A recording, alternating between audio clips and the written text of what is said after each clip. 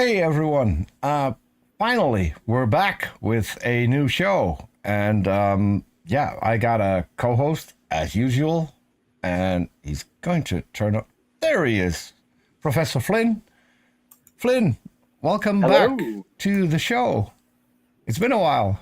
Hey, Peter. Great to be here. Yes. It's been a while. Yeah. Yeah, it's pretty tricky to get guests who wanna come on. So we need to find a way where we can have people on a regular basis, but for some reason that's still not working. Um, People are willing to talk until you ask them to do that on camera in a live setting, and then uh, they all back off. But we do have a guest today. So We do. for people who aren't following on Raw, uh, what's wrong with you? But so we do two shows a week on Arn's channel. The one on Saturday is about the Bible. It's Blasphemer's Bible, where Arn is joined by a couple of scholars. Our co-host Lilith Liberated is one of the people on the panel. And then obviously on Sunday we do the Book of Mormon, which is quite hilarious at times because that's some book. I mean, honestly. Um, we just covered the wooden submarines, which was breathtaking. Oh dear. But so in both of those shows, we have a token Christian in chat. Probably the one Christian who is 9 out of 10 times is always in the chat, and he goes by the name God's Servant in Orange chat. We can address him as Patrick, and Patrick is our guest for today. So, Patrick, do a quick introduction. Tell us who you are and what you are and what you want us to know about you. Absolutely. My name is Patrick Eccles, aka God's Servant, as Peter just stated, and I can be found on YouTube for a lot of great Christian content, especially topics involving atheism. I try to have that as one of my specialties that I delve into. Um, I've been debating atheists on YouTube in the comments section and on Facebook since about 2017. And I was also on the Atheist Experience Oh, episode 23.25, where I spoke with Matt Dillahunty and Eric Murphy, and where I'd spoken with those two. And I also have written a book called The Irrefutable Evidence for God, where I delve into those conversations with him and with them. And also, I was on Aaron Raw's podcast, his Why Do You Believe series, and I put that in the book as well. I was raised a Christian and specifically Apostolic Oneness Pentecostal. I've mm, always believed in God, and it's never been a question of whether God exists or which God exists, even, but rather which denomination is correct. Uh, and as an Apostolic Oneness Pentecostal, we've been at war with Trinitarians for a long time. So, and I was born Ohio, and I have relocated to Florida. I aspire to be a physician, and I love God. I like sharing my faith with people, and I enjoy, as you can see here today, friends that I enjoy speaking with atheists, and I've learned a lot. And hopefully, I've been able to also uh, share some things with them that perhaps they have not heard before. And so it's always a good time when you can share ideas and learn. So that's a little bit about me, and I'm ready to have a good show. Well, that's thanks, Patrick. Peter, before you launch into your question that I know you're going to ask, can I ask a little prefatory question? And that's just to clarify. Patrick, you talked about Apostolic versus Trinitarian traditions or positions. Can Sure. you explain what you mean by that, just for folks who might not know? Sure. How much time do we have? Just a thumbnail. We can expand on it later. Just Sure. to ground us in more closely in where you are. Sure. The Apostolic Oneness Pentecostal denomination is kind of off the beat from the mainstream, what you would maybe consider the mainstream Christianity denominations, such as maybe Baptists, Church of God in Christ, Catholics, Protestants, Yeah. all of those denominations, evangelicals, in that we believe that, okay, so you probably have heard of, have you read any content in the Bible previously? Oh yeah. Okay, so you're probably familiar with the terms like Father, Son, Holy Ghost. Yeah. Okay, so that's where we differ with Trinitarians, in that they believe that there are three persons Mhm. that make up a Godhead. And we believe there's one God, and he manifests himself in three different ways. So he's the Father in creation, the Son in redemption, and the Holy Spirit who leads and guides us today. However, there's just one God, and he's doing those roles himself. They aren't separate from each other. So, Right. They're just yes, different incarnations of the same. exactly. Yeah. And so we differ there, and also we differ in terms of salvation. We believe that salvation comes through Acts 2:38. We Oh, don't, the Acts. where Acts 2:38. So we believe that you have to be baptized in the name of Jesus Christ, and you have to receive the Holy Spirit with the evidence of speaking in tongues, and that's where salvation. That's where you attain salvation, as opposed to just maybe believing in your heart from like Romans 10:9, which is what many of the other denominations teach. So. Right. Yes, we are quite different in those regards, in that regard. So, um, little I guess the blurb. Yeah, no, Yeah. that's very helpful. I was raised in the Catholic Church, Oh, but okay. in the sort of Pentecostal-ish arm of the Catholic Church, the Oh, charismatic really? renewal arm of the Catholic Church, which Oh, is okay. very into baptism, speaking in tongues, all Oh, of wow. those things. It didn't stick with me though. It kind of freaked me out, as we can maybe talk about as we proceed. Sure. Wow. Okay. So there are different branches of Catholicism. Oh yeah. I mean, just like there are different ways of being a Baptist or a Protestant or whatever. Yeah, there are definitely different lanes, I would call them. It's kind of Oh, like wow. if Catholicism is the super highway, then there are quite different lanes of them. And Pentecost, the charismatic renewal um, lane of Catholicism is, um, I guess you'd have to call it a sort of fringe. Uh, it's on it's a fringe lane. It isn't in Wow. the main thoroughfare or even the passing lane. It's somewhere. It's almost on the shoulder of the road to some extent. Oh, wow. That's interesting. And not to make things even more confusing than they are, but we are not traditional Pentecostals. Are you speaking right now? Um, I can't hear you. No, I'm listening to you. Oh, okay. So, so we are not. So we're Apostolic Oneness Pentecostals. So we are Pentecostal, but you have Pentecostals which are charismatic, but they're not apostolic. Right. So they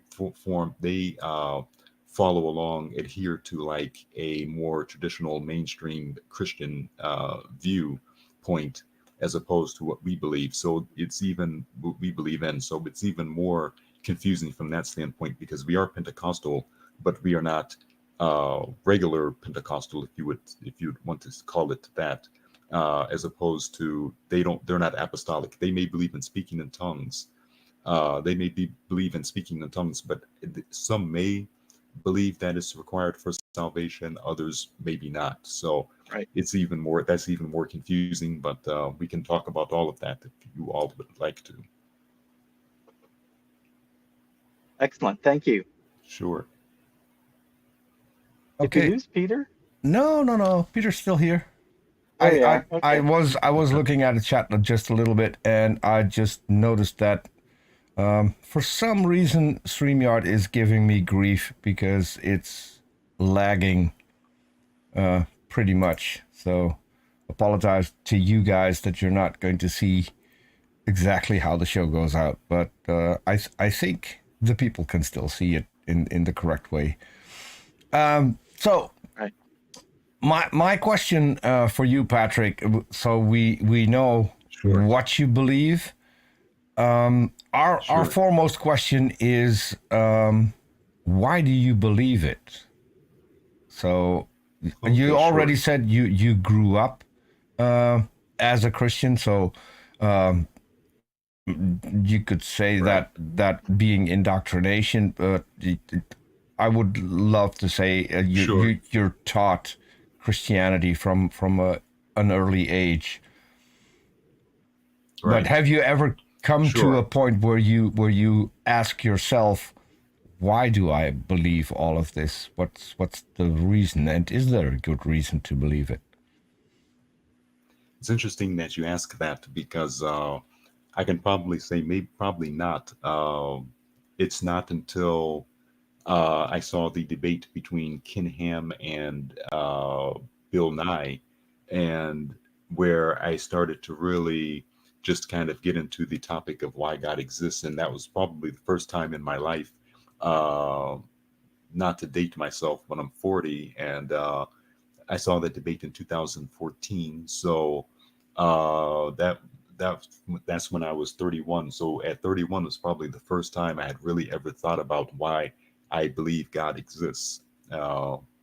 And so from that standpoint, it was very interesting. And um, I can say I definitely believe in God. And it was trained, I was trained up into believing in God, but I had never even really thought about it.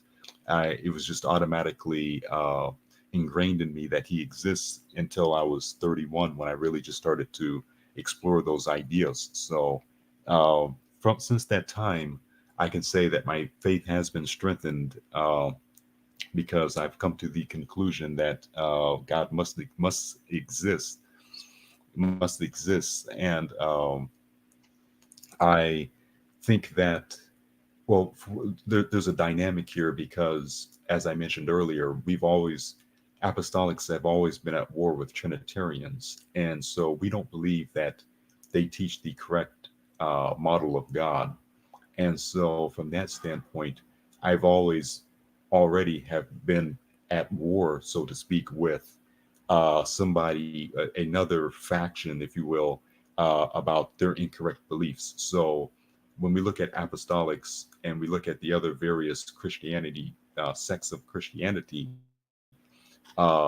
we see a difference. So automatically, I can see uh, a piece of evidence that trying to reconcile why uh, the various groups don't believe as we do.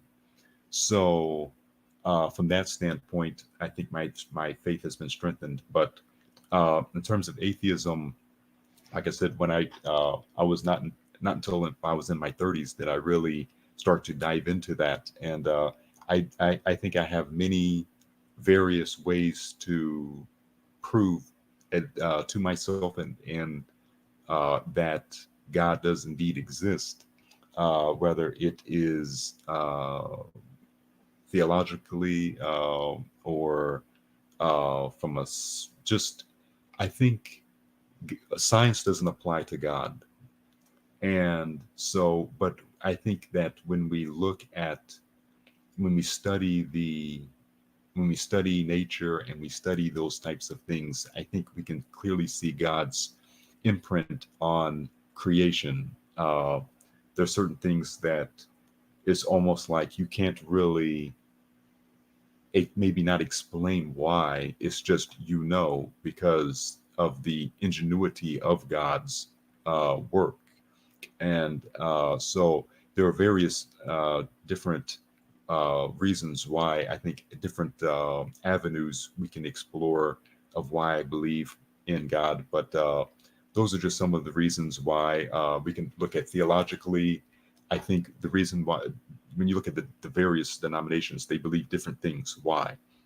When we look at nature, we say, well, why is this the case? Or why is that the case? And then we can even look at maybe a priori knowledge in terms of logically speaking, can we come to a logical, coherent argument just within our minds that would lend itself to the idea that God exists? And then we can go to the Bible, and we can look at evidence within the Bible in terms of signs and wonders. So I think there are many different avenues that can be explored to show that God exists.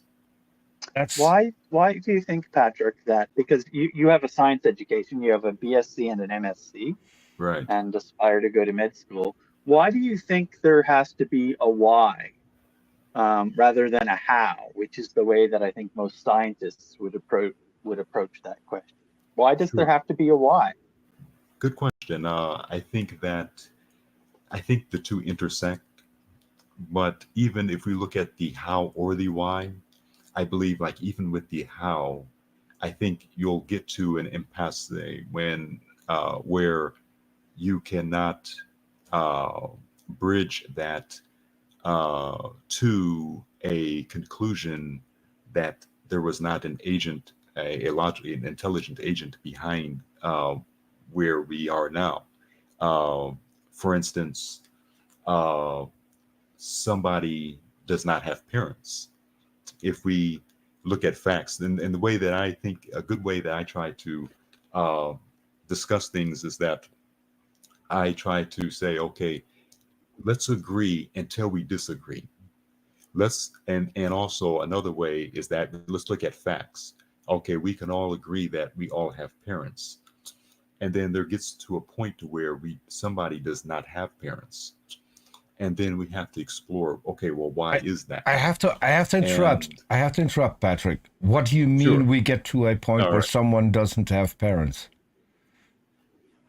Okay, well, we get to a point where something was not reproduced. I have no clue what you mean. So you're arguing against infinite regress, basically. Right, an infinite regress against living organisms. So What? Like, let's say the first. Oh, go ahead. Yeah. I'm still struggling with what organism didn't reproduce. Okay. Well, do we agree that there has always been life? Has there always been life, or No. Or at some point life started? No. Yes. Okay. So they couldn't have had parents. No, because life didn't start out as an organism. So there are a lot of processes that are involved in abiogenesis. That's an ongoing study, although there are several hypotheses of about how life could have arisen without the input of an intelligent designer.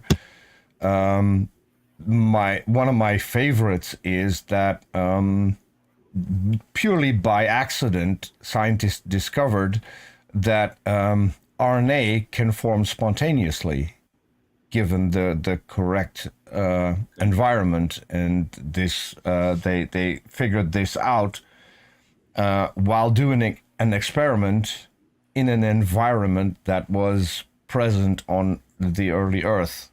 And they came back and found RNA strains, which is a self-replicating molecule and is the basis of life, because RNA also makes DNA. So there are several good reasons to assume, because all of these hypotheses could be true at the same time. but we have multiple of those of how we could get to the first life forms on the planet, with none of which Right. need a designer.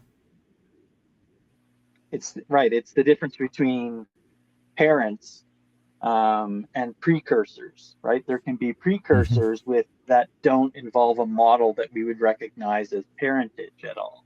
No. Okay. And that's what Peter's talking about. Okay.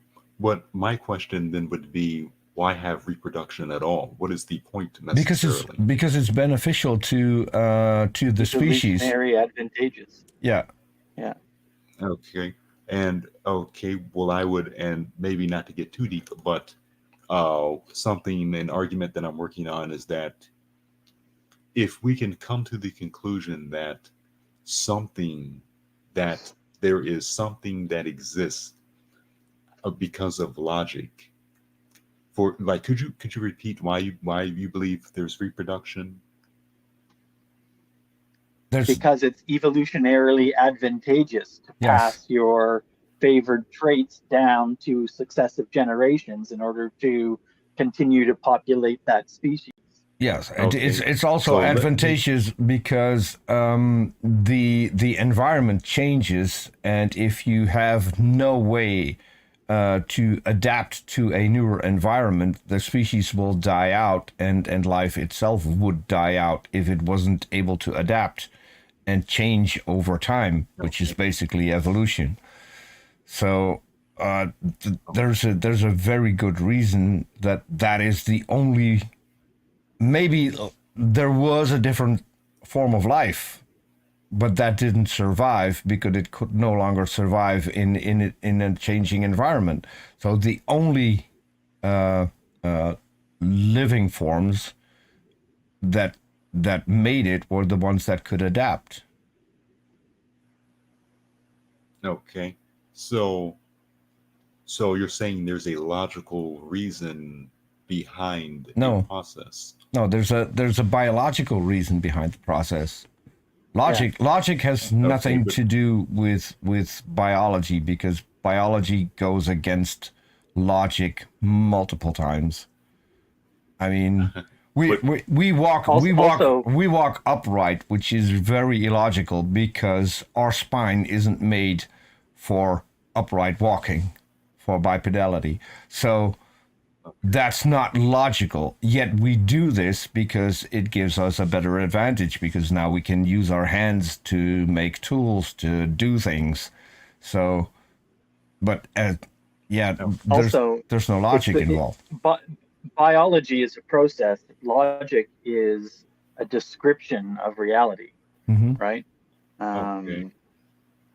So those are quite different things. I mean, you can say in an offhand way that there's a logic to evolutionary biology, but it isn't logic in the sense that we would refer. It's not syllogistic or something, right? It's not a way of describing the world. Biology is the process through which, in part, creatures evolve. Okay. But it's not a random process, like you were saying earlier. In a sense, it is, though, right? Because when a creature is forced to adapt to changes in the environment, those changes themselves might be random. For instance, when the meteor hit the Earth and wiped out the dinosaurs, some creatures, some mammals survived that because they were able to adapt to the random circumstance of a meteor having, impacted the Earth at that point millions of years ago, right? Okay, but is the adaptability based upon a reason, or is it random? That gets to the why question, right? Because saying there's a reason suggests that there's a why. And I would say there isn't a why. The reason is simply that they did. It's almost like it's almost a tautology, sorry, right? That the beings that it would be very odd for beings that weren't able to adapt and survive that impact to be around now, right? Okay. That'd be very strange indeed, because they didn't have the mechanisms necessary. Peter looks like he's frozen. Um, uh, um, Beings that couldn't survive, creatures that couldn't survive that impact and its aftermath, can't be alive now. They weren't able to adapt to that random instance of a massive meteor impact with the Earth. Okay. But would you say that So there's when no why. something? Okay. There So just is. There's how. I think that gets back to the why and how question. How did they survive? Well, some of them were able to find shelter. They were able to, they were distant enough from the epicenter of the blast that they weren't killed instantaneously. They were able to survive what was the equivalent of a nuclear winter afterward. So there's a how. There's lots of hows that can explain this, and I really recommend Steve Brusati's book on the age of the dinosaurs about this. It's a okay. really, really good book. Um, um, uh, but those are all how questions, not why questions. Okay. Would we say that we see reasons for things like uh, like you were saying earlier about how something may adapt to survive, but Mhm. is it randomly, like we're talking about intersection, is it random from a reason, or is there a reason why it adapts?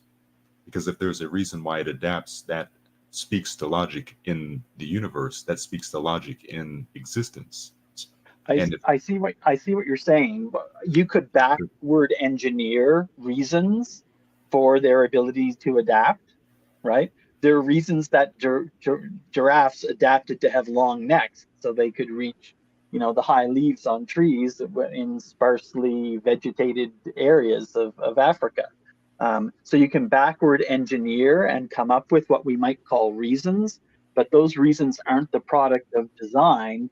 Those reasons are the product of I'll say it, random adaptation of giraffes to the circumstance of being surrounded by trees that had their foliage up high enough that it was evolutionarily advantageous for giraffes that had longer necks to breed with one another and reproduce. So they passed along that characteristic of having longer necks, and the necks get longer and longer, presumably okay, until we have giraffes. But so you can backward engineer a reason in that way, but it's not the same as saying that it was designed. That it's a Well, reason that was designed. okay, well, you well, you I could can you get to could that. argue so that the There's a mutations logical reasoning. are random, but they are selected for if they're beneficial Mm, within nature. So that you could Okay, argue that that's kind of a design, but that is okay, this is a design which is an emergent property. So there's no mind behind it. So that right. would be well, the best way to explain this. It's an emergent property of natural selection. There are other things that come into place. We also have sexual selection. So there are lots of things acting on the random adaptation that we all undergo. okay, but if we say that there are logical reason, if there are reasons based upon logic, and the But there reasoning aren't. that you uh, That's elaborated on earlier, well, just in general, in terms of survivability, why is there such a thing as survivability? Because that sounds logical, and that sounds like there is no logical why. reasoning. That's what we explained earlier. Yeah. There is no why. There is, and this is because this is also an emergent property of life, how it adapted, how it could make sure that it could thrive in a changing environment. There's no why behind it. Okay. It is, as Flynn said, it's the how that made us come to where we are right now, which gave us the diversity of life.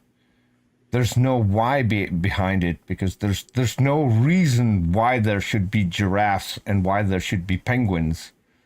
If there was a reason, penguins wouldn't exist, because penguins are basically, I don't know, they're going towards fish, which is stupid because they're birds. So why make a penguin? Well, God That's has just a- a silly. It's a silly animal. Well, the Bible says the imagination of the Holy Spirit. So, the imagination of God designs different animals in different ways. So we have a variety, a cornucopia of. But of if that design, were if you will. were the case, then we wouldn't share body plans, because if there was a designer, the hallmark of design is simplicity. So if you're going to use an Not extremely necessarily, I would say. yes, that is the hallmark of design. It's simplicity.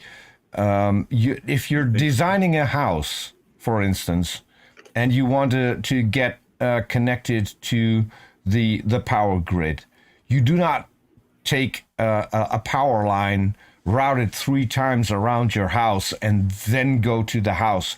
That is not design. That is poor design.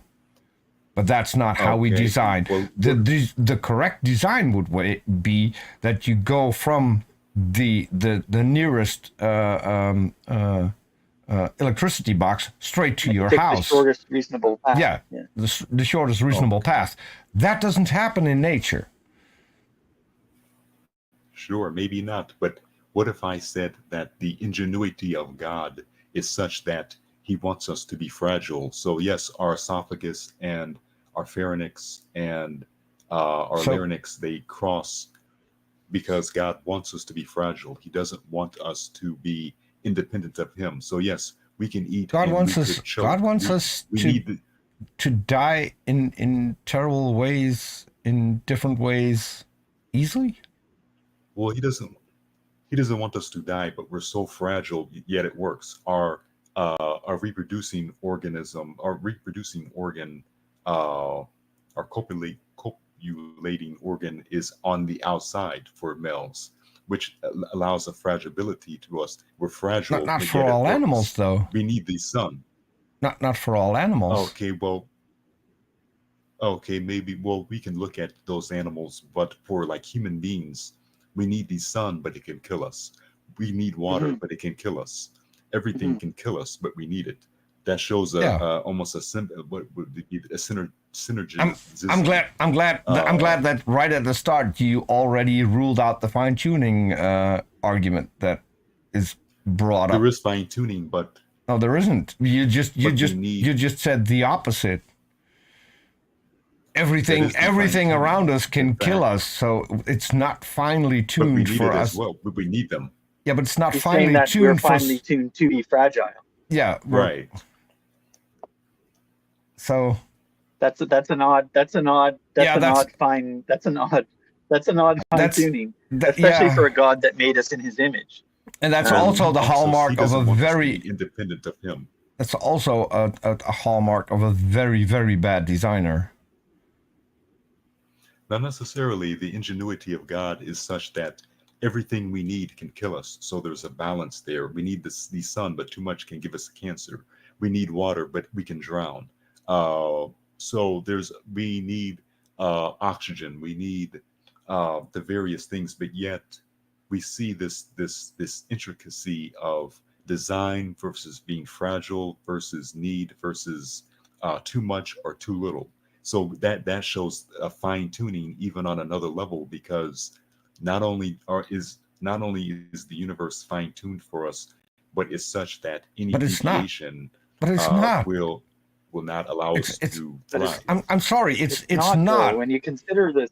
You don't think so? No, because everywhere in the universe we get killed on a Correct. Even there's- most of I this believe- planet I is agree. uninhabitable. For yeah, us. there's Okay, not I even agree on that- this tiny grain of sand in a vast ocean of a vast space of sand.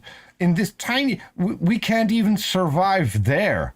So the universe I is agree. is So why are we is alive finally today? tuned. Why Is hasn't finally the hu- the universe why is hasn't finally human tuned to kill us. population Because been- we've been- evolved to been be wiped able out to by live now? on the land. Yes. I agree that this universe is incredibly hostile, and so why have we not been wiped out by now? We should have by the odds. It's we the should have been puddle. wiped No, out no, by no. now It's the. Have you heard of the puddle analogy? because God is in Yeah. control, and we need everything, but we need Patrick? Him, but it can kill us. Those Patrick, things can kill us as well. What was that, Peter? have you heard of the puddle what were you analogy? saying? The puddle analogy? Maybe not. Maybe could you elaborate, please? If you dig a hole in the ground and you fill it with water, the water forms to the hole. The hole doesn't form towards the water. So you can't say the hole was perfectly created for the shape of the water that's in the hole. The water is in the shape of the hole. The same thing is with life. But what if there were life? tiny- Hold but on. what if there were hold tiny on. plants Hold on. all Hold on. I'm around not the- finished. the I'm hole? not finished. Okay. Life evolved on this planet in a way that it can survive on this planet.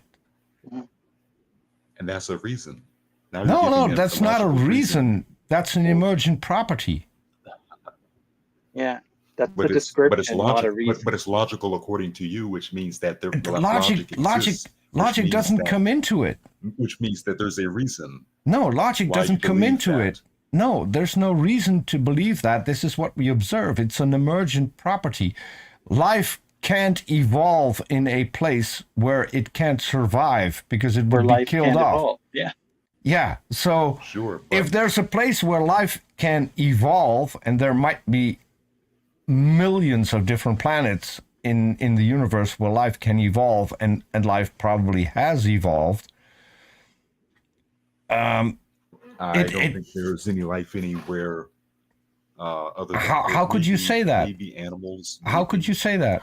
Well, I think that even secular scientists, even secular people will say that 99% of the universe is uninhabitable. Why? Why isn't it 90? Why isn't it 50%?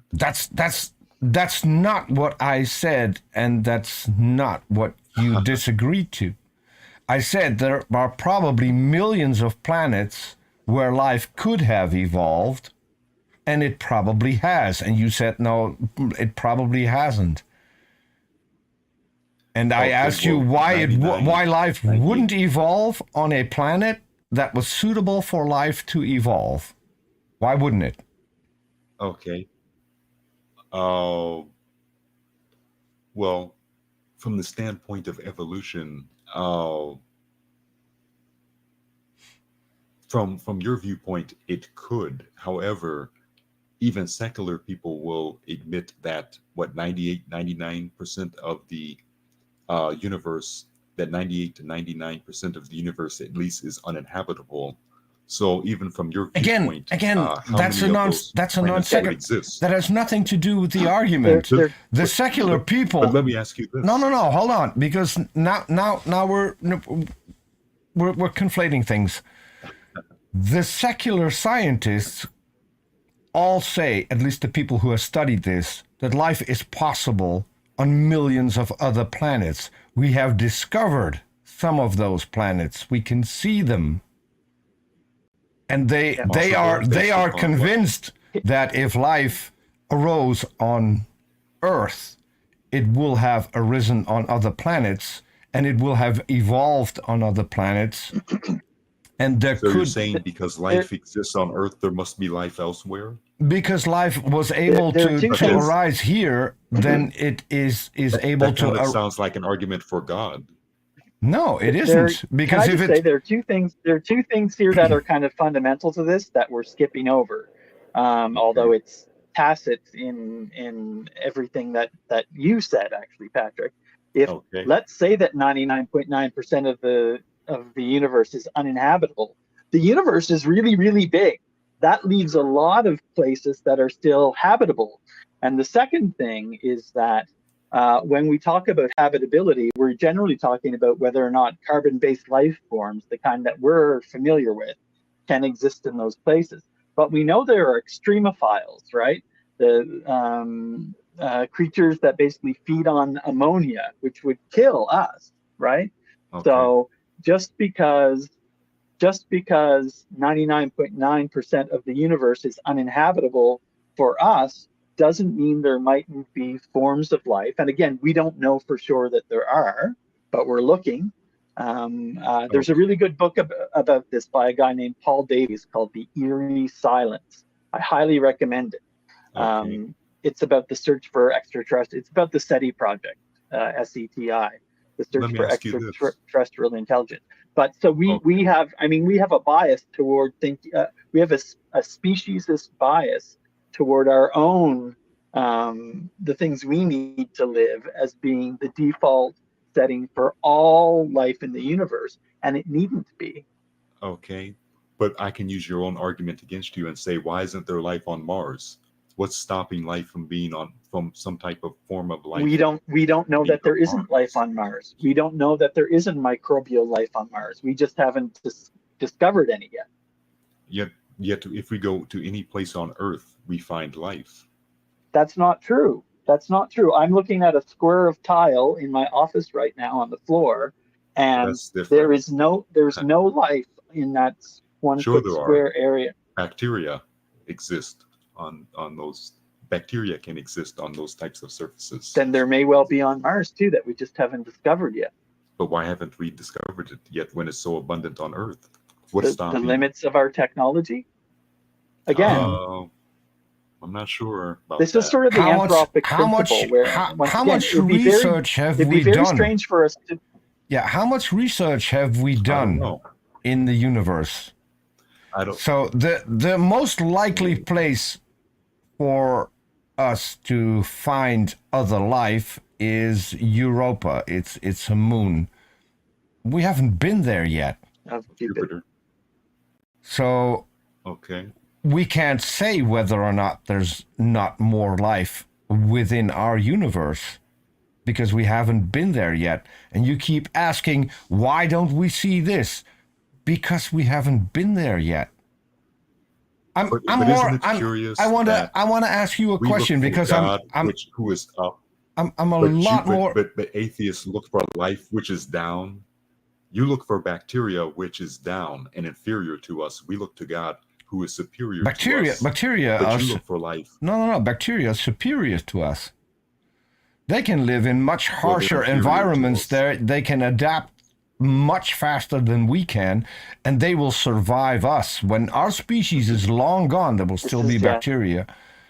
This is species bias again. This is again you thinking because we have intelligence that we are superior, but we're not. There are other animals. It depends on where on the planet you are. If you're on the Serengeti, I promise you are inferior to the lion. Yes.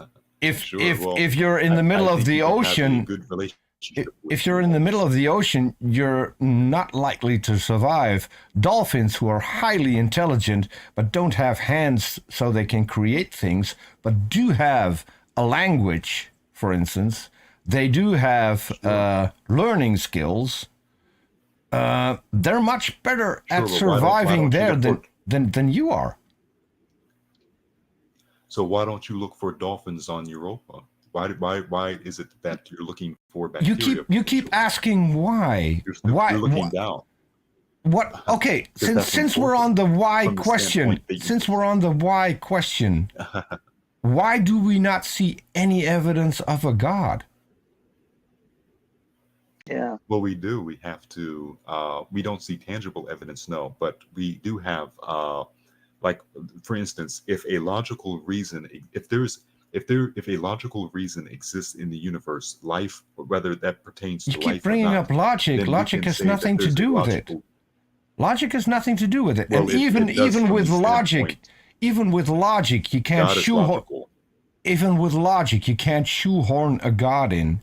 You can misinterpret everything we have discovered with science and attribute that to a God, but there's no piece of evidence that you can actually attribute it to a God.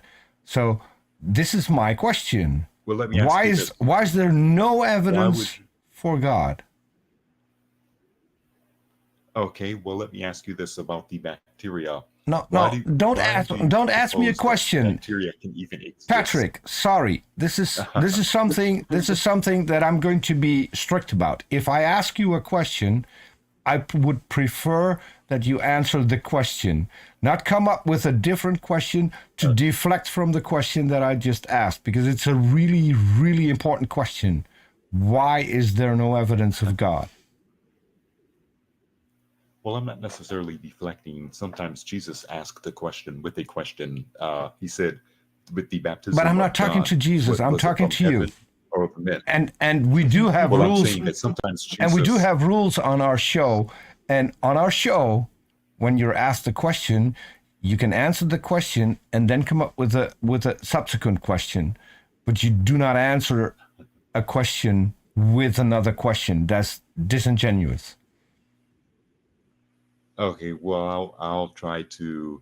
I certainly I'll try to come up with a response that it Why works, not but give a I do response believe to my question?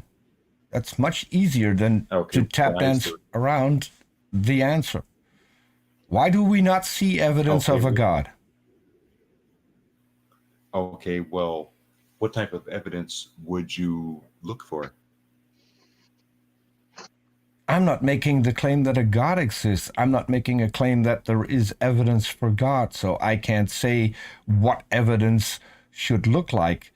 That would be up to the people Okay, so- making the positive claim, because obviously they should have evidence for their specific God, not for a God, a all-encompassing God that could apply to pretty much every religion on the planet, but to their specific God. Okay, well, which would you like me to start with first, that or just the idea of God himself? Because he's an impossible idea. He's an impossible idea because he should not exist, but he does. That's what makes him God. Well, if he's impossible, you've already ruled him out. Well, that's his definition. That's why he exists, because that's what makes him God, is that he can do the impossible. But if And that God starts is with impossible, then it's impossible for God to exist. That's It is logic. impossible for God to exist, and that's why we know that he exists, because he has the power to force his existence when he should not exist. That's a self-contradictory statement. Yes. Not at all. Yes. If you say it's Not at all. impossible for him to exist and therefore he To say exists, that it exists that is- because it can't exist is self-contradictory. yeah. He exists. He should not exist, but yet he does, and that is why he is God, because he Should has not already exist done or the impossible. cannot exist? Should not or cannot? Should not. Let me say that. Should Okay, not exist. That's a difference. But Okay, let me say should not exist. that's a great answer. But And it why- still why hasn't should- it still why should he hasn't not answered exist? my question. Why is there no evidence for God?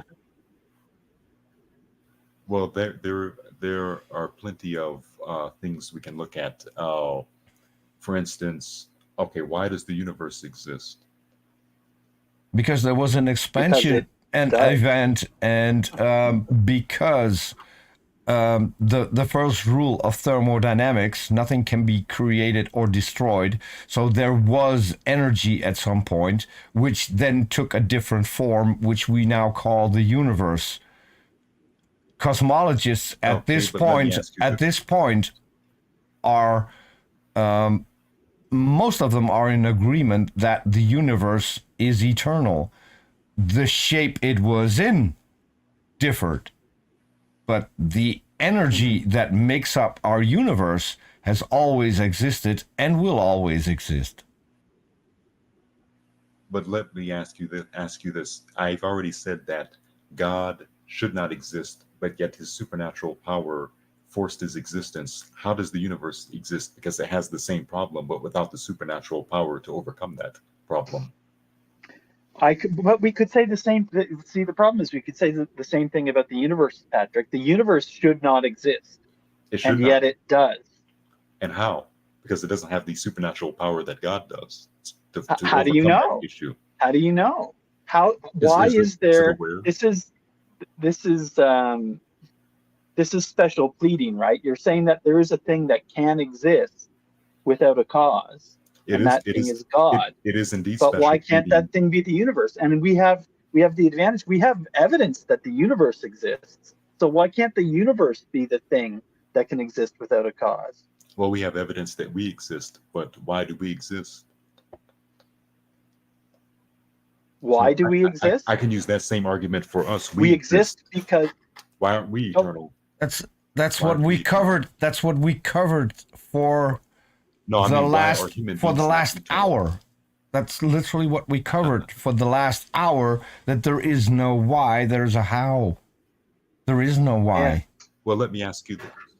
So if the universe, and I could even ask you the question, why is it the universe? Why do you keep asking why?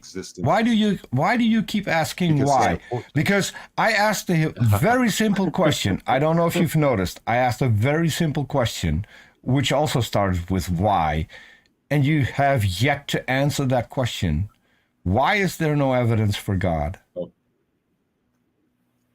Okay. There is evidence for God. Stop there. Give me your best evidence for God. And we can talk about that. Okay, the fact that I can use your own argument as well. The fact that we exist. How is the fact that we exist evidence for God? Well, why do we exist? Why would you believe that there is bacteria somewhere else in the universe? Why would you believe that? You're deflecting from the question why. It all ties in together. Why is us existing evidence for God? Because we didn't exist on this planet for most of the time. We didn't exist on this planet for close to 4.5 billion years, and only in the last few hundred years, maybe up to a million. 100,000 years. Yeah, maybe up to a million, where you can see that slowly humans evolved. If there would have been a God, then wouldn't we be one of the first species to walk the earth, and not some of the last? Well, we are. No, we weren't. But let me ask you. No, we weren't. Let me ask you a legitimate question. I just told you we weren't. We are. So we existed 4.5. Question. Are you saying humans existed 4.5 billion years ago? No, the Earth is approximately 10,000 years old or no, so. No. Oh, absolutely. No. Oh. No. That has been debunked in so many ways. There are several fields of science that will teach us completely different. And the fact is that when you say that the Earth is around 10,000 years old, that means that. Do you use GPS when you're driving? No, I don't think that.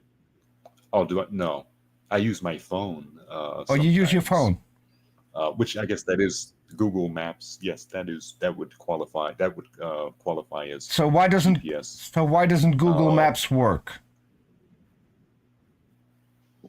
Why doesn't Google Maps work? Yeah. In terms of what? Well, if you go on your phone, and you would plot a route from one city to another, you can use your phone to get you there, and your phone will show you where you are on the planet. But why doesn't it do that? Sure. Why doesn't it do that? Yeah, why doesn't it do the thing that it does?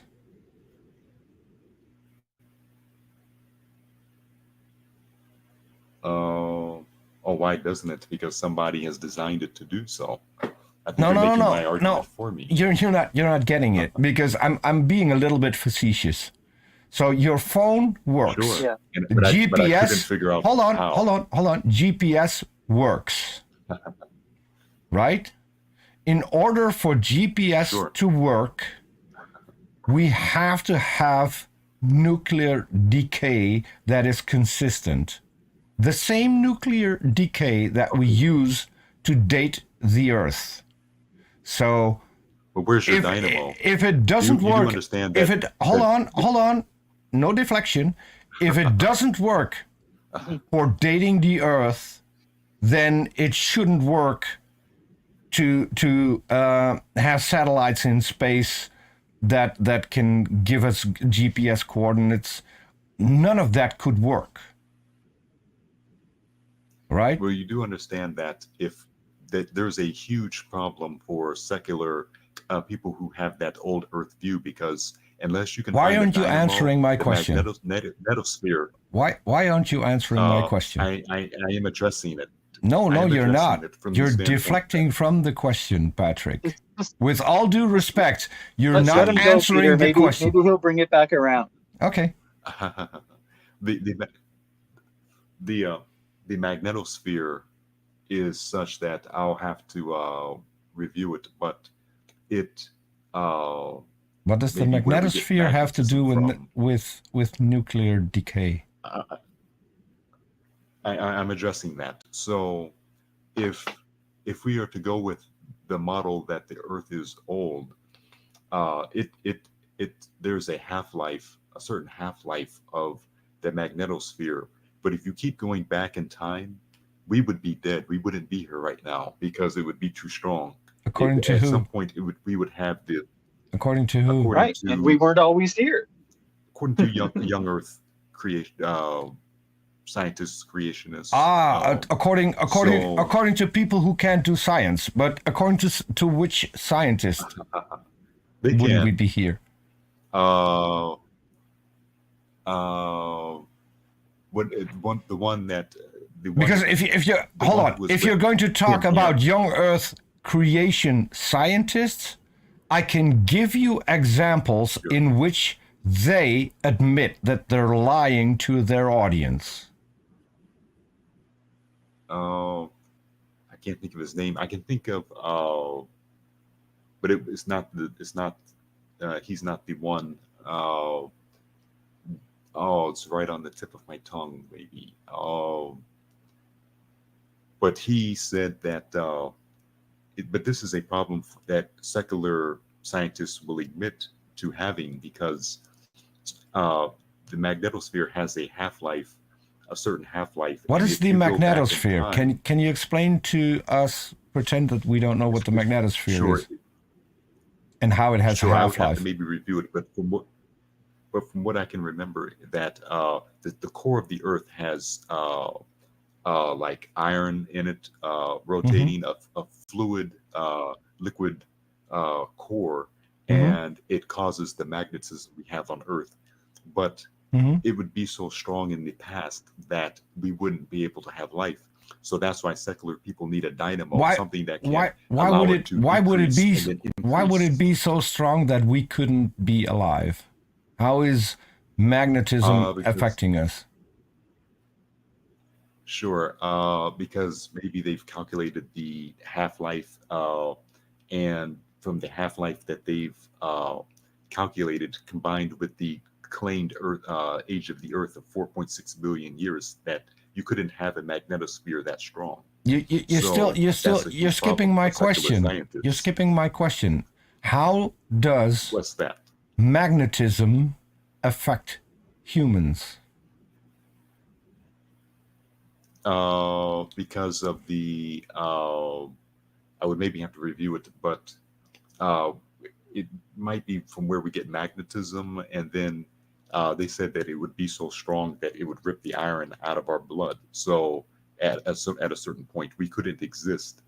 So that's why How would that secular work? scientists have been looking for a How would that work? So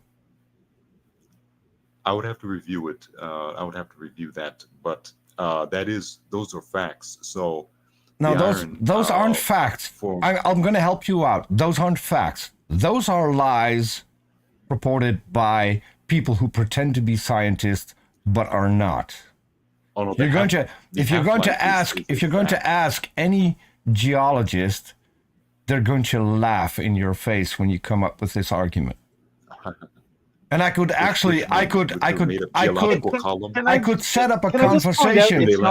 Hold on. I could laugh at me with their made. All right. I could set up a conversation with a guy whose job it is to date rocks. Okay. So, and you say, what you basically say is this guy's lying. His entire career, his entire study, his entire knowledge is bogus, and he's lying to people.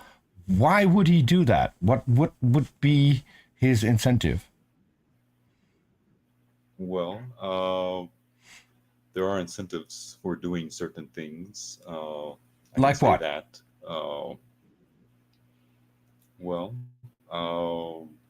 For instance, you can, if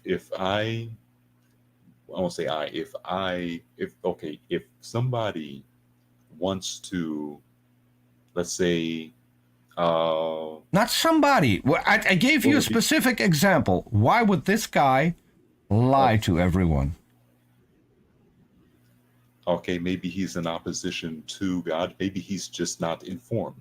He may not. Do you know if the guy that I'm talking about is Christian or not? No. Did I mention if he was Christian or not?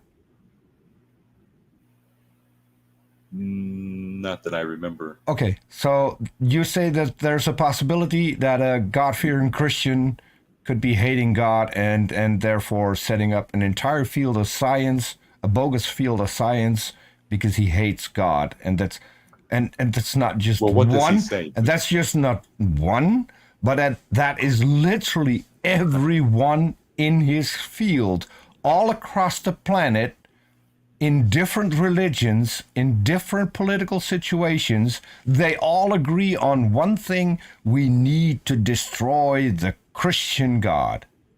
Don't you think that would be kind of ridiculous? Because there would be Christian countries, there would be Christian countries involved in this to disprove their own God. Don't you think that would be slightly? Well, we do have Christians who oppose. We do have Christians. So there's a worldwide conspiracy where 99.9% of the scientists hate God.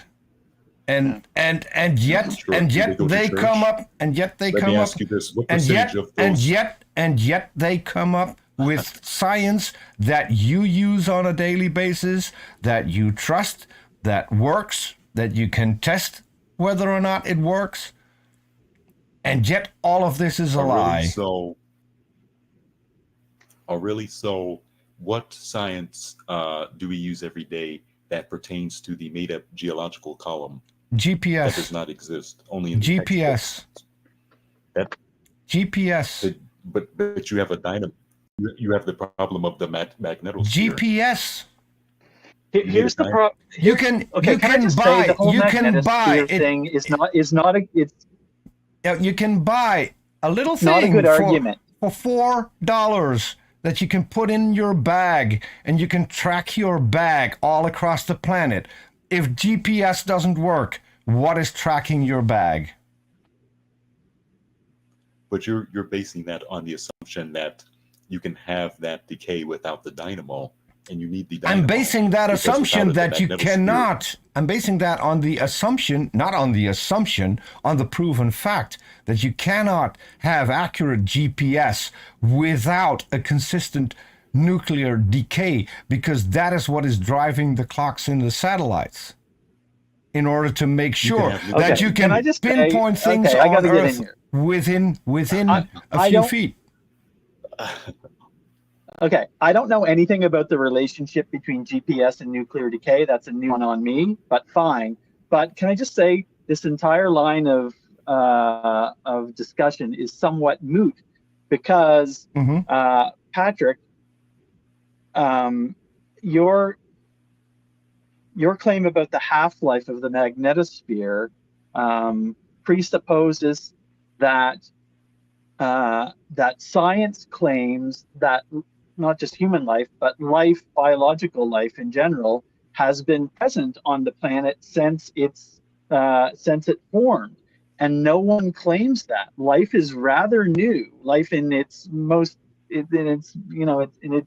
amoebic forms, that comes rather late in the history of the planet Earth, right? So Okay, the well, life has existed. how old the magnetosphere happens to be, or what its how long its half-life is, doesn't really bear on any of the arguments about the age of the Earth, because no one that I'm aware of is arguing that life has always been on Earth. Well, how long has So- life been here? We can talk about the geologic column as well, or It's been here for millions of years, oh, but okay. the planet has been around for 4.5 billion years. A Okay. billion is a lot bigger than a million. Okay, and you can only go back about what 10,000 years, 40,000 years before the magnetosphere would be too strong for life, at least for I humans. hate to I interrupt. wish I had my hate to- index to creationist Guys, claims, I hate but I to- don't think that's I true. hate to interrupt, but life on our planet, the oldest Something fossils like we have are 3.8 billion years old. So life isn't recent. Okay, and Oh, let me thank ask you you. this. So did the flood happen? The flood didn't happen. We know for a Floods fact. happened, but the Noachian flood Yeah, the didn't happen. Noachian flood. We Okay, have so we why do we- have abundant evidence all across the planet that that didn't happen. The best way to know that that didn't glad you- happen, Patrick, is to know that the Egyptians have a continuing timeline through the flood, after the flood, and during the flood. So do the Chinese. It is well documented. So those people were not killed, weren't flooded. So we know that's one piece. There's so much evidence that the flood never happened. It is ridiculous to think at this point that that is still the case. That has been But disproven well, over and over and over again. That has never happened. but you allowed me to win the argument by bringing up fossils, because if the flood didn't happen, why do we have fossils? Because the floods flood happen, because there the, is flooding. yeah, and not all fossils Okay, where are come all the fossils not today? all fossils come from floods. Okay, but where are the new fossils today? They were laid People down during are the flood. discovering fossils all the time, and Yes. and we can tell But not from new the ones. geological record What that they is a weren't new all fossil? laid down and one event 6,000 years ago. What is a new Where are all fossil? the What fossils? is a new fossil? And before you Oh. answer, it has been 25 minutes since I asked you, why is there no evidence for God? You said you had evidence and you have yet to present any. It's been 25 minutes. I'm just throwing that out here.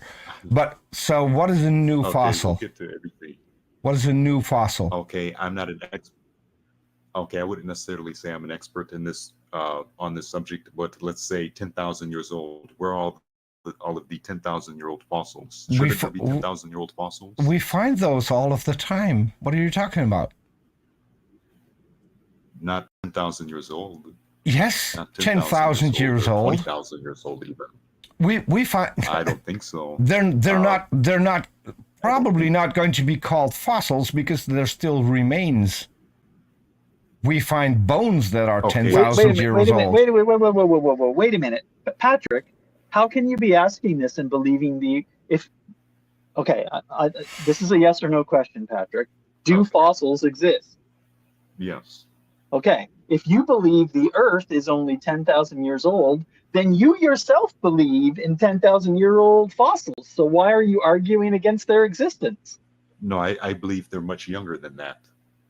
Oh, They're okay, younger than that. even better. More to my So point. hold on. Why do This you is believe? So you now. believe like they're 4,000 Hold years on. old or something? Now I'm Okay, curious. but you believe Hold on. that they Hold are on. Time 4 out. billion Time out. years Time old. out. Time out. Time out. I need to have this confirmed. So the Earth is 10,000 years old, and you think the Earth was created in 6 days? I presume. Yes. Okay. Actually, Hold on. No, I no, can, no. Time out. this Time is out. more along Time the- out. okay. Time out. Time out. Time out. I'm still not done. So there was life 10,000 years ago, but we can't have fossils from 10,000 years ago because. 7 to 10,000 years, whatever the age of the Earth is. But we can't have fossils range. from there because.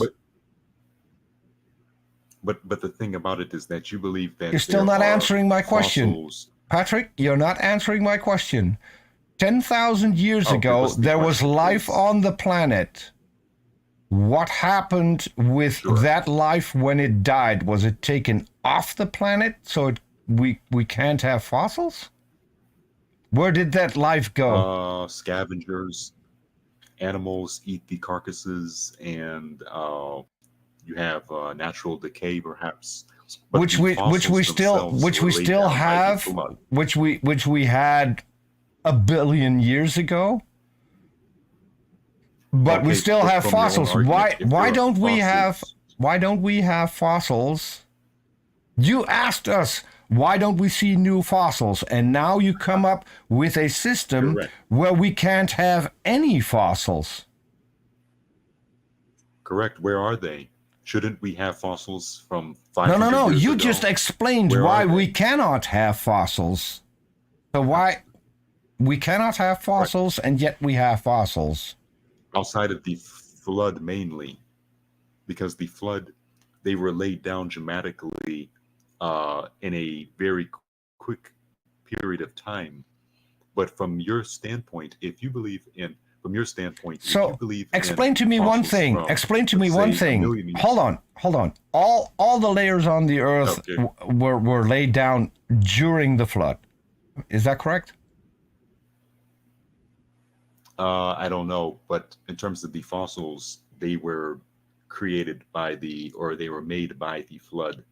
But in terms of the geologic column, there is no geologic column. But in terms of like, But there is. There is.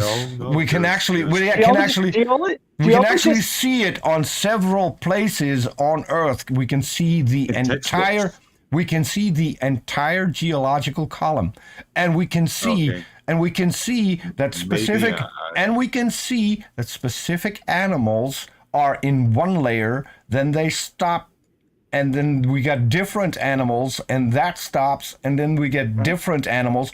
We do not see bunnies in the lowest layers because bunnies didn't exist. If everything would have been laid down during the flood, we would see every animal in every layer, and we do not see in that. the same strata, yeah. But I'm still saying if asking. there was But a I'm still flood, we would asking you. I'm still asking you. You just said that we cannot have fossils from 10,000 years ago, and you right before that you wanted fossils from 10,000 years ago, and we told you that we find from your those. standpoint. And we told you that we find from your those. We do. I find don't think human so. fossils from 10,000 years ago with tools. But Patrick, again, you have to believe that because you believe in a 10,000-year-old Earth and you believe that there are fossils. Therefore, you believe that there are 10,000-year-old fossils or 4,000-year-old fossils, whatever the age is. Sure, from the flood, but I'm talking about post-flood. From your viewpoint, where are all of the 1,500-year-old fossils? 1,500-year-old fossils. We Where are find they? those Shouldn't there too. be, We find those copious too. amounts of- No, I don't think so. I don't think so. We do. Where are they? Well, Okay. you're talking 1,500-year-old fossils. That was we find fossils from Roman times, which is 2,000 years ago. We find fossils that are older than that. Right. We And they're find 2,000 petrified years things old. all over the place. And they're 2,000 years old? Or are they from the age of the flood? We have the ossuary of Jesus, supposedly Jesus' brother, which would stem from 2,000 years ago. Well, if you're going to deny that family even existed, then we're going to get in a new tangent, because then we've ruled out Jesus. Not necessarily. Not necessarily. But If the family that Jesus was a part of never existed, doesn't mean that Jesus never they have existed. proof of, well, how do you know that they haven't existed? No, that's what you're saying. No, okay, so what are you saying about something about James's brother, or I mean Jesus' brother? Yes. There's an ossuary of James, brother of Jesus, son of Mary and Joseph, because it's written on the ossuary. Not to use Kent Hovind as an authority, but Kent Hovind, in one of his science lectures, talks about finding having in his possession a petrified dill pickle. Petrified pickle. Yes. Now, in geology, petrifaction or petrification is the process by which organic material becomes a fossil through the replacement of the original biological material and the filling of those pore spaces with minerals. That pickle is only a few hundred years old, if that. Petrified, we have petrified wood. Yeah, but it's not I used to have examples of petrified sequoia when I was a kid. Wood. Where are the fossils? Where are the animal fossils? Where's the evidence of God? Because we're 30 minutes past my question, and you have yet to bring up a single piece of evidence. I'm just reminding you. Okay, let's go to something. Okay, let's go to something different then. Okay, so something not evidence for God, you mean? No, you're just confirming. You're just confirming. I said there's no evidence for God. You said there is. I asked you to present some. 30 minutes later, you haven't even made a single attempt. Can I ask? Peter? I'm going to ask your question in a more pointed way to see if we get somewhere. Okay. So, Patrick, do you think that testimonial evidence counts as evidence of a God? Sure. It depends, but sure. So, what is your testimonial evidence of God? My testimonial evidence for God's personal? Yeah. Okay. I would say I've seen him work in my life. I've seen miracles myself. I was injured in a motor vehicle accident, and I was prayed for at church, and the pain subsided, and I know that was God who. Go to hospital. This reminds me. I'm curious. So are you saying the probability that you didn't go to hospital when you had this accident? I eventually did have it looked at. Eventually? What do you mean? What do you mean by eventually? This reminds me of a very good student I had once. Smart guy. And he made a similar argument in one of our classes about a friend of his who was diagnosed with cancer and was healed. And I asked the obvious question, which is the one Peter just asked: did your friend receive medical treatment? Because my student attributed this person's recovery entirely to God. And so I asked the question, did he go to the hospital? And the person said, yeah. And then I asked a question that wouldn't have occurred to him maybe, and that is, I asked, did your friend have a favorite TV show that he watched while he was trying to recover. And he did. His favorite TV show was Seinfeld. Okay. So how does he know that watching Seinfeld isn't what healed his friend? He doesn't know. He doesn't have any proof that a God interceded in order to heal the boy. It's just what he believed. Okay, well, let me ask you this. How would Seinfeld heal him, if possible? How would God? With his supernatural power. Maybe Seinfeld has supernatural power. The TV show? I doubt that. Well, they say that laughter is actually good for you and can help the Sure. healing process. In Proverbs, it says, merry heart maketh good like a medicine. Something There like you go. But you could, and it can maybe contribute to the healing process by releasing certain chemicals in the body maybe like endorphins or something. Right. But, And we have evidence of that. What we don't have is evidence of God doing that. Can I cut through it? Can I cut through it? Because we're going to have a long conversation again. Patrick made a claim. God healed him. So what's your evidence that God had anything to do with this? Okay. I had the pain. I went to church and a guest minister prayed for me, and I was healed. And then I want to say at that very moment I was healed, and I know that was God, because I had that injury for the previous 2 years before that. So unless you want to say the probability of it spontaneously going away at the very moment he lays his hands on my head to pray for me, I think that would be harder to believe. Okay, hold on. Are you aware of the placebo effect? Hold on. I'm curious. So which doctor confirmed that before you went there you were sick, and immediately after checked you over and confirmed that you were healed? Okay, good question. I did see someone before. I did not go to someone afterwards because the pain was gone. So who concluded that you were I healed? didn't feel the need. I did. My body did. Based on what? Based upon the fact that the pain was gone. And I had the pain for 2 years. Mm-hmm. For the previous 2 years.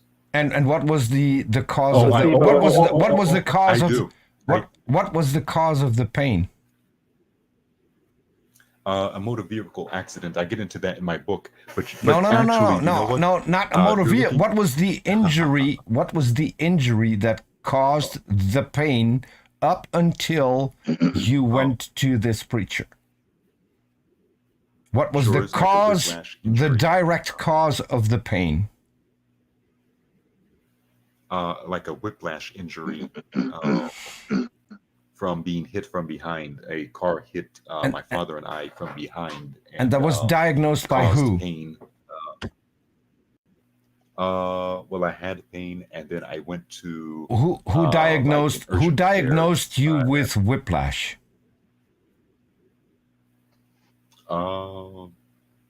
I think he said it was like a whiplash kind of. No. Hold on. Let him answer. He had a neck injury. Who diagnosed you with whiplash?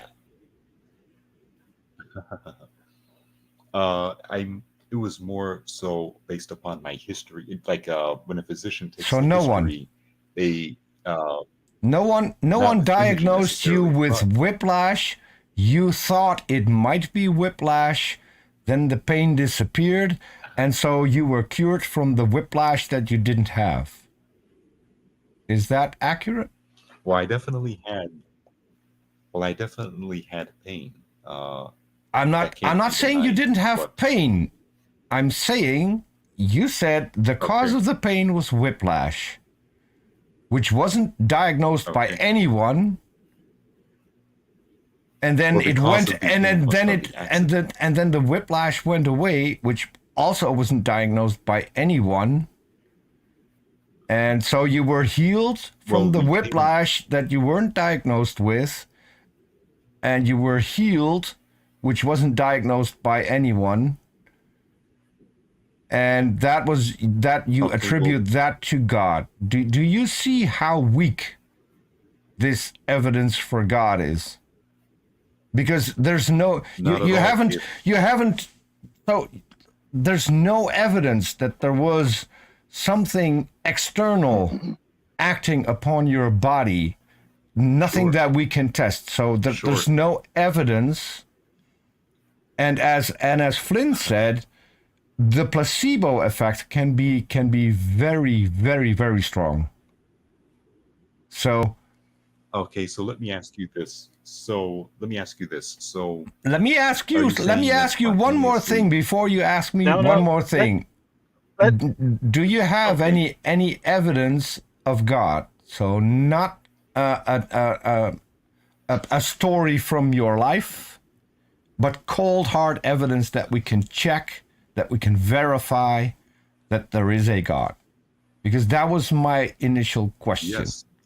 Well, I can ask you this. So Again, if I asking could me a show question instead of answering. I'm just noting. What I'm not- evidence do you have that isn't testimonial evidence? Yeah. What if the testimonial evidence, I could prove it with images? What if with the testimonial evidence? What if I could prove it with images? That would be amazing. Let's if see you- the images. If you have a Okay, picture of and God, I'll have to. I'd be stunned. I'd confer. What would you say? What would you what would you say if I could show you images of an injury in which you're not supposed to recover, and then or at least it's not likely, and then I can show you images of which someone has recovered? What would you say to that? I would. Show me an amputated limb that has grown back, So, and we can talk. I'm going to be I'm going to be honest with you. I'm going to reject that because Okay. for people who might not know me, I can do some things with Photoshop that maybe other people can't, and I can do that in But a if very they're verified- very convincing way. So if you show me pictures, there's Okay. a very good but chance. Would the hospitals lie? But would the hospitals lie? Well, then we're not Well, why talking not? about Wouldn't they pictures. be- Then we're talking about couldn't they be then we're talking about a driven- medical documented couldn't medical they be history. motivated in the same way that So- you think geologists are motivated? So they could lie with the secular But scientists. would here's lie the about thing. the age of Here's the Pyrrhus. thing, Patrick. If you're going to bring up hospitals that can provide you with this evidence, the cure is probably a medical cure, because otherwise they wouldn't have a But record what of if it, it's an right? injury that? But what if it's not? What's what if- the but what if injury? it's an Don't injury tap that's not dance around conclusive? this. What is the Oh. injury, and what are the pictures you could provide? Okay, a neck injury of what was it? I'm not sure exactly. A C1, C2, something instability or something like that, where if I'm not mistaken, there is a low likelihood of recovery from that. Aha. And what if I could show you images of So what does the before and low after in which likelihood- somebody is healed with? Hold on.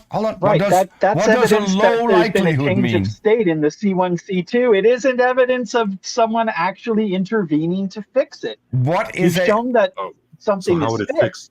You So haven't how would shown it fix? Patrick? Especially without medical treatment, perhaps. Patrick. How would it? What- What does it cuts mean? heal? What does it mean when you say a low likelihood? Do you know what you just said? Maybe that there's a chance that there's there a is chance that there still could is a be, possibility of healing. bacteria. So yes, so if there's still a possibility of healing, then it's not a miracle, is A it? low likelihood. I guess you could so could somebody spontaneously, is there a chance that somebody could jump off of is there a chance that somebody could jump 20 feet into the air? Is there, could somebody do that? No. Okay. With the assistance of a springboard, yes. Well, yeah, okay, Okay, but it's not possible.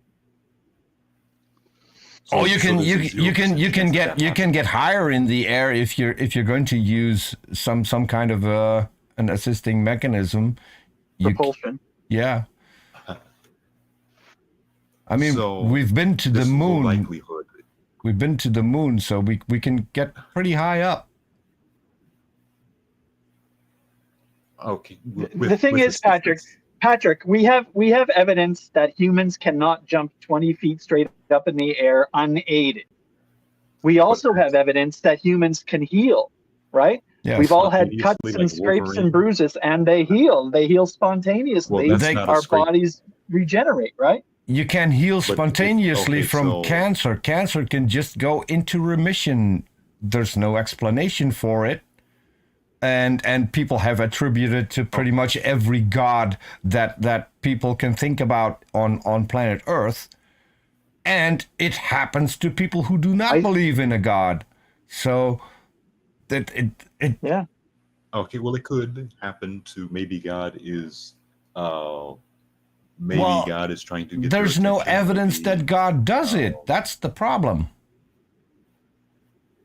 Okay, but why would you believe in the low likelihood of something happening if there's? Why would you there's a believe? very low likelihood. Why would you believe that God would cure someone who wasn't in his eyes worth curing? Well, everybody would be worth. I would say that anybody could be cured, depending, but from the standpoint that if. So and you're more than happy to say that, and you're more. more than happy to say that Allah cured them or that Krishna cured them. Well, that's a different argument, and I think we can get into that. So, But we can't get into that because you don't.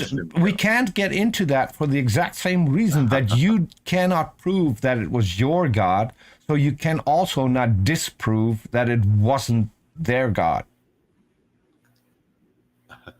Well, we can prove that that would be more of a theological argument. Yeah. So the whole thing, Patrick. What I'm trying to say, we can talk about this for hours, but it will get us nowhere because you don't have an explanation. I don't have an explanation.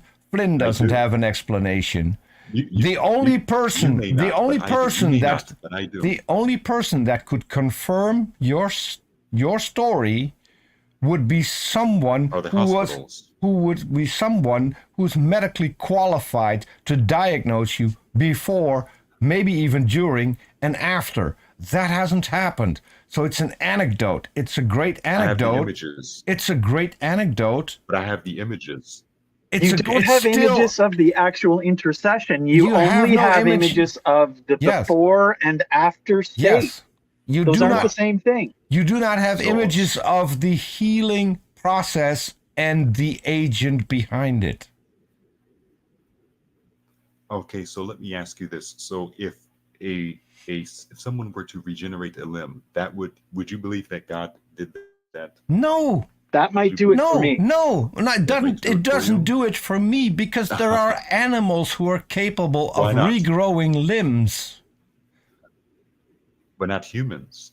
No, but so let's say that we could isolate the DNA in an axolotl that is responsible for an axolotl to regrow a limb after we cut it off, and we could put that in human DNA, then yes, humans could regenerate an organ. It wouldn't be a big problem. But if they if a God existed, then we would have at least one person on the planet in the past, I'll give you 10,000 years, who has regrown a limb. And so far, we don't have any of those. So apparently God can do everything except have a person regrow a limb. Except that. Because that has never happened. God has a will for our lives. And we can go through things. So you're making an excuse. You're making an excuse for God No, or why he no. cannot do a specific thing? Well, he could, but No, he sometimes That he couldn't. may chooses not be to. Because his if will. he might could, choose not. he would have. If he could, he would have. So we would have to ask ourselves, let's say somebody, when it comes to God's will, if let's say, what's an example? What is God's will? Okay, let's say, What is God's will? okay, God's will. And how do you know Okay, what yes, God's okay, good will question. is? How, can you read God's Yes, mind? we read the Bible. So he has a perfect will, and then he has a will An that, imperfect. and I've actually been working on this argument. Okay, so he has a perfect will. His perfect will is not God is not willing that any should perish, but that all should come to repentance. So he created but, the devil. So he created the devil to make sure that not everyone gets that. That sounds like a What's silly going on God with to me. stillbirths? That sounds like a silly God to me. That's not his perfect will, but he. So God is allows us to imperfect? make decisions. So God is He's imperfect. perfect, but he allows us to make decisions. But he made Hold a on, way hold for on, us hold to on. have a Do you realize what you're saying here? Do you realize that a perfect being could never settle for anything that is imperfect? Because you cannot add to perfection, but you can subtract from perfection. The moment a perfect God settles for an imperfect world that he creates, then he's no longer perfect. But Patrick will just say that is fragility of an imperfect world is part of God's design. But that's just pure logic. If the God is perfect, he cannot settle for imperfection because that would make him imperfect. If a perfect being would create anything, no matter what it is, it would be perfect. Otherwise, he wouldn't be perfect. If he can't create something perfect, then he's imperfect. Okay, well, he maybe could. Do you mean he could maybe make something imperfect, but that means that he's imperfect? If he settles for imperfection, if a perfect being settles for imperfection, no matter what the reason is, then that perfect being is no longer perfect. Well, you're trying to define a free will. I'm not defining a definition. According to the Bible, you cannot even have free will, but that's not another topic. Free will is a mystery. No one has free will. Is a mystery because we don't have free will. Others like chicken. You don't have free will. We do. No, you don't. We absolutely do. You don't. Why not? Why not? Why not? Why are you asking me why not at this point in time? Because you don't have free will. You have to respond to what I just said. I have to respond to what you just said. I have no free will in how this conversation is going because this conversation depends on the three of us being here. And you have no free will in how you want this conversation to end, nor do I, nor does Flynn. We do not have free will. If we go even further, our decisions are made before we think about our decisions. This is a neurological thing. How do you know that? Because neurologists have figured this out. But how can you explain yourself? What do I mean by that? You're trying to explain yourself. You react to your environment. Explain yourself. You react to your environment. Is why you explain yourself in the way that you do. Yeah, you react to your environment. Can you cross a busy street without looking both ways and just walk across and think, okay, it's my free will. I want to walk across this road, and nothing's going to happen to me. When there's a car coming at You're 100 saying miles an hour. There's an easier way of getting to that's this. suicidal. Patrick, name a dessert. Name a dessert. Brownies. Brownies. Why did you say brownies? I like brownies. You don't like any other desserts? Sure. But why? You can't tell me why you said brownies and not ice cream. That's why I said earlier that free will is a mystery. We can't explain why do some like fish and some Why? like chicken. I can do you So one even- better. I can so do you you- one better. okay, Did you invent brownies? Oh, okay. Patrick, did you invent brownies? No. Could you I have wish I would chosen? have, though. Could I you would have? Could you, with your free will, have answered that question and with brownies if no one had ever invented brownies?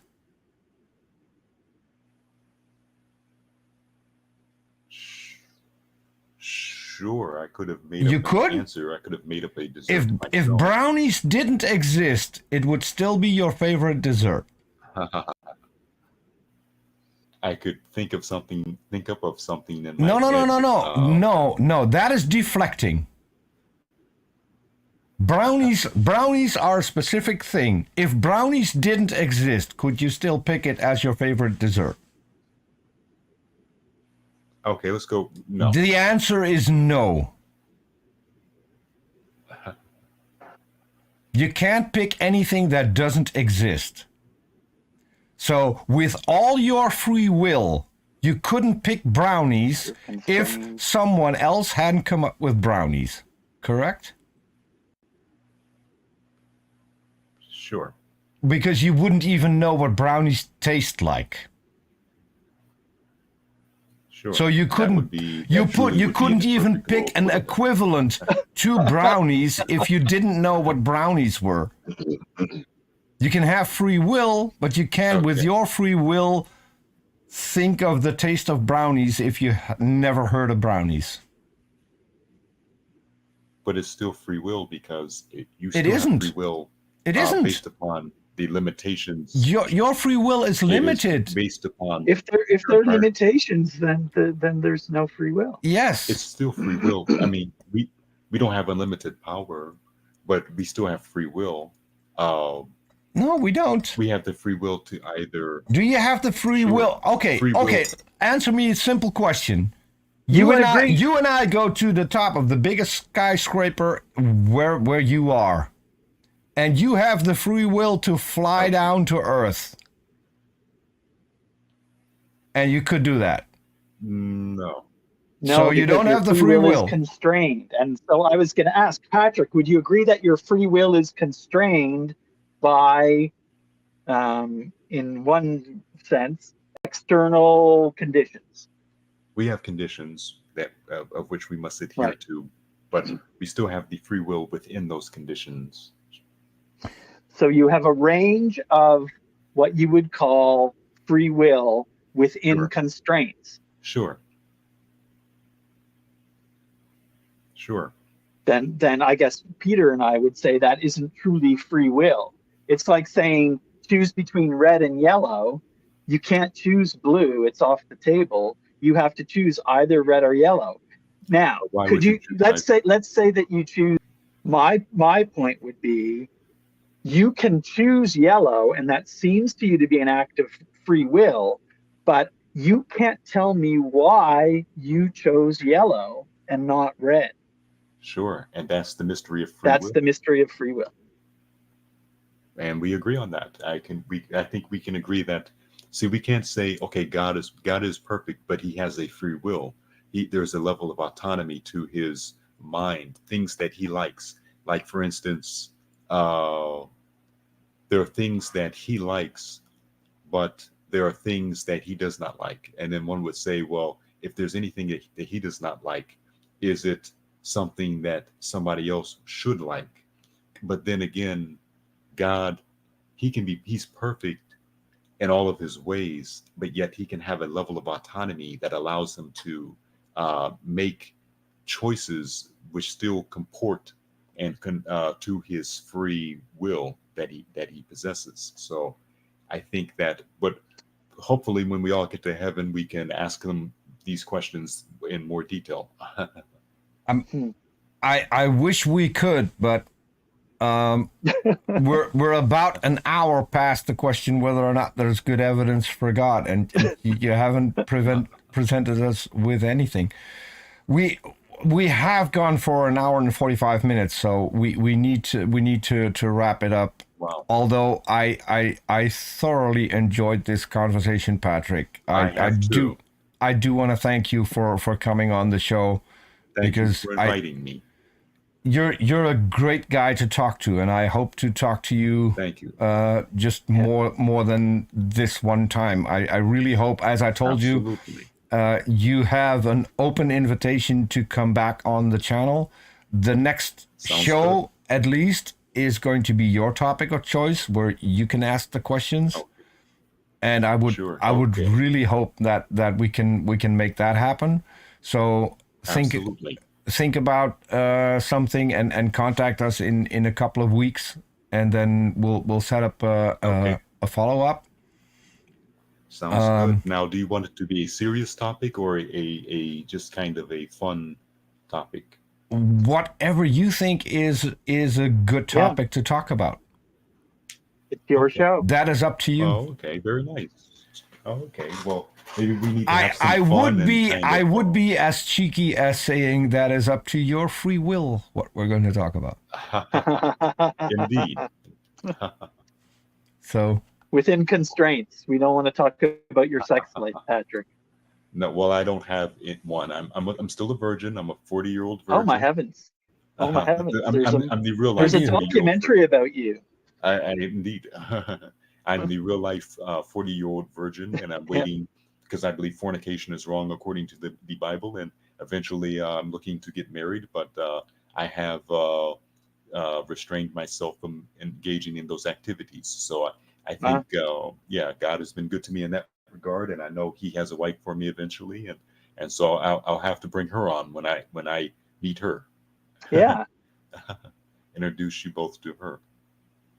We'll vet her for you to make sure she's All right. qualified to be your spouse. Sounds good. It was nice talking to you, Patrick. Nice speaking to you too, Flynn and Patrick, so because this is a show about you, any final words that you want to get off your chest before we wrap it up? Sure. I think these discussions are good, in that an exchange of ideas always can be beneficial and can allow us to really just expand our knowledge and expand our outlook on different things. And I think that communication is key in terms of working together and finding common ground, especially when it comes to a topic like this, in which I feel it's paramount. It's paramount to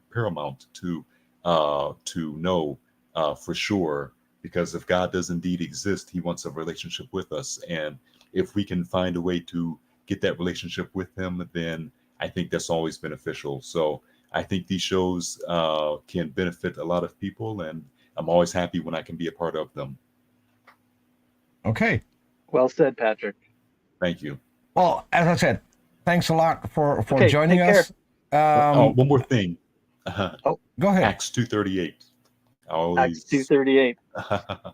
That's Okay. my Man of Bible right salvation. here. I'll look it up after the Peter said show. unto them, Flynn, all right. thanks for joining me for this one. It was great having you back on again. It's been a while, so this was Thanks for having me. great for me as well. And I want to thank the people in chat. I didn't get to concentrate on the chat a lot, which is probably not great. I saw that there was some buffering going on. I have no clue why. When I look at